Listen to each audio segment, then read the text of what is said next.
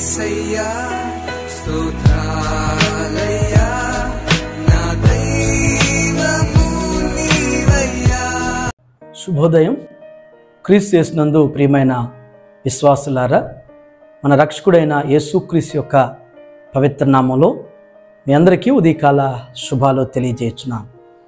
మన టిఎల్సి అనుదిన ఆహారంలో ద్వితీయోపదేశ కాండం 18వ అధ్యాయం 13వ వచనాన్ని మనం జ్ఞాపకం చేసుకున్నాం.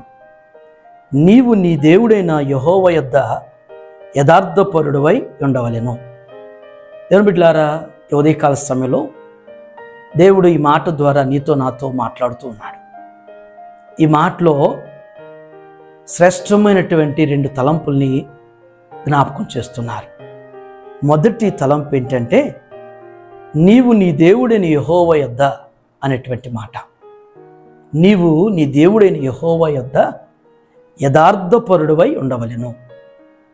ఒకసారి మనం వెనక్కి చూస్తే మన పితరుల యొక్క జీవితాలు మనం జ్ఞాపకం చేసుకోవాలి. ఎందుకంటే మన పితరుల్ని దేవుడు 430 సంవత్సరాలు ఐగుప్తు బానిసత్వం ఉన్నప్పుడు మోషే నాయకత్వం ద్వారా వారిని విడిపించి తీసుకొచ్చేవాడు. వారిని మరి దేవుడు మోషే నాయకత్వంలో 40 సంవత్సరాలు దేవుడు వారిని నడిపించాడు. 40 సంవత్సరాలు దేవుడు వారిని పోషించాడు. 40 సంవత్సరాలు దేవుడు వారిని సంరక్షించాడు. 1 నడిపించాడు, 2 పోషించాడు, 3 సంరక్షించాడు. ఇవి 3 కూడా దేవుడు మన పితరుల ఎట్లా దేవుడు చేశాడు. అయితే వారు దేవుని విషయంలో దేవుని దగ్గర వారి యథార్థతని కోల్పోయారు.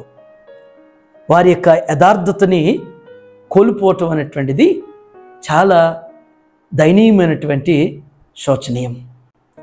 దేవుని బిడ్డలారా, యథార్థత అంటే దేవునికి మనం అంటే ఫేవర్ చేయాల్సిన పని లేదు. అంటే దేవుడు మన దగ్గర నుంచి ఏది ఆశించేటువంటి వారు కాదు. కానీ దేవుడు మనల్ని కోరేది ఏంటంటే, భూమి మీద ఆయన పక్షాన మనం నిలబడాలి అనేదే కోరేది. మన పితరులు ఆ విషయంలో వారి యథార్థతను కోల్పోయారు. కొందరిని ఈనాడు మన పితరుల లాంటి స్వభావం కలిగినటువంటి వారిని గుర్తిస్తూ ఉంటాం. తింటూ ఉంటారు, మేళ్ళు పొందుతూ ఉంటారు, వారి దగ్గర నుంచి సహాయం అనుభవిస్తూ ఉంటారు. కానీ తిరిగి వారికి హాని చేసేవారుగా, కీడు చేసేవారుగా, అవకాశం దొరికితే వారిని నిందలు పాలు చేసేటువంటి మనస్తత్వం కలిగినటువంటి మనుషులు కూడా మన చుట్టూ ఉన్నటువంటి సమాజంలో లేకపోలేదు. మరి తిన్నింటి వారి దగ్గర, లేకపోతే మేలు పొందినటువంటి వారితో, సహాయం చేయించుకున్న వారితో వారి పక్షాన ఉండేటువంటి వారుగా ఈ రోజున ఉన్నారా? లేకపోతే మనల్ని మనం స్వపరీక్ష చేసుకుందాం. మనం ఈ రోజున అలాంటి యథార్థత మనలో ఉందా? యథార్థత మనం కలిగి ఉంటున్నామా? మనం ఒకవేళ ఎదుటివారి దగ్గర ఏదైనా ఫేవర్ తీసుకుంటే, ఏదైనా ఎదుటివారి దగ్గర హెల్ప్ పొందుంటే, అలాంటి వారి పక్షాన, అలాంటి వారికి మరి నమ్మకంగా నిలిచేటువంటి వారుగా ఉండాలి అనేటువంటిదే దేవుడు ఈరోజు ఈ మాట ద్వారా మనతో మాట్లాడుతున్నాడు. దేవుని యొద్ద, దేవుని కొరకు యథార్థత కలిగి నిలిచేటువంటి భక్తిలోనికి మనం ఉండాలి. ఆ విధంగా ఉంటే మన యథార్థతను బట్టి దేవుడు అనేక కార్యాలు చేస్తాడు. 112వ సంకీర్తనలోనే ఒక మాట ఉండిద్ది, యథార్థవంతులకి చీకట్లో వెలుగు పుట్టిద్ది అనే మాట ఉండిద్ది. మన యథార్థత కలిగి ఉంటే ఆయన మన యొక్క మార్గాల్లో వెలుతురుని కలుగు చేస్తాడు. మన యొక్క జీవితంలో అనేకమైన మేళ్ళు దేవుడు మనకిస్తాడు. ఆ విధంగా దేవుని విషయంలో కావచ్చు, మన చుట్టూ ఉన్నటువంటి వారి విషయంలో యథార్థత కలిగి జీవించడానికి ప్రయత్నం చేద్దాం. ఆ విధంగా దేవుడు మనల్ని బలపరుస్తూ ముందుకు నడిపించగాక. ఆమేన్. ప్రార్థన చేసుకుందాం. దయగల మా తండ్రి, కృపగలిగిన ఆయన, జీవముగల మా రక్షక, మీకు వందనాలు. ఈ ఉదయం నాయన శ్రేష్టమైనటువంటి తలంపు ద్వారా మాతో మీరు మాట్లాడినందుకు వందనాలు. మా పితరులు ప్రభువా 40 సంవత్సరాలు వారు నడిపించబడ్డారు, పోషించబడ్డారు, సంరక్షించబడ్డారు నా తండ్రి. అయినప్పటికి కూడా ప్రభువా, వారు మీ ఎదుట నాయన, మీ పక్షాన వారి యథార్థతను కోల్పోయారు. వారు దేవుని యొక్క నమ్మికను కోల్పోయినటువంటి పరిస్థితులు వారి జీవితాలు చేశారు.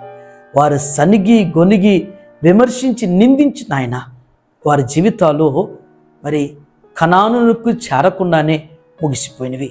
మేము మా పితరుల వలె కాకుండా నా తండ్రి దేవ మీ విషయంలో కావచ్చు, సమాజంలో అయ్యా మాకు మేలు చేసిన వారికి, మాకు సహాయం చేసిన వారికి, మాకు నాయన ప్రోత్సాహకరంగా మేలు చేసిన వారి విషయంలో నా తండ్రి మేము యథార్థతను కలిగి జీవించేవారుగా, వారి పక్షాన్ని నిలిచేవారుగా, వారి పక్షాన ఉండేటువంటి మనసును మేము కలిగి ఉంటూ నా తండ్రి ఒకవేళ నాయన ఎప్పటికప్పుడు నాయన చేసినప్పుడు దేవ మంచుకుండేవారుగా, చేయనప్పుడు ద్వేషించి దూషించి వెళ్ళిపోయేటువంటి తత్వం మాలో తీసివేయండి ప్రభువా. అలాంటి స్వభావాన్ని మాలో తీసివేసిన తండ్రి ఎప్పుడు నాయన ఒకేలాంటి గుణగణాలు స్వభావం కలిగి జీవించటం నాయన మాకు నేర్పించండి.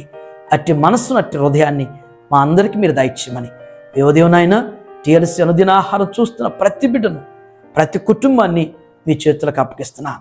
ప్రతి బిడ్డకు నాయన ఆయన ఆరోగ్యాలు, సకల సౌభాగ్యం, శాంతి, సమాధాన, సంతోష, సమృద్ధిని దయచేయమని యేసు నామములో ఈ ప్రార్థన మీకు సమర్పించున్నాను తండ్రి. Amen. God bless you all.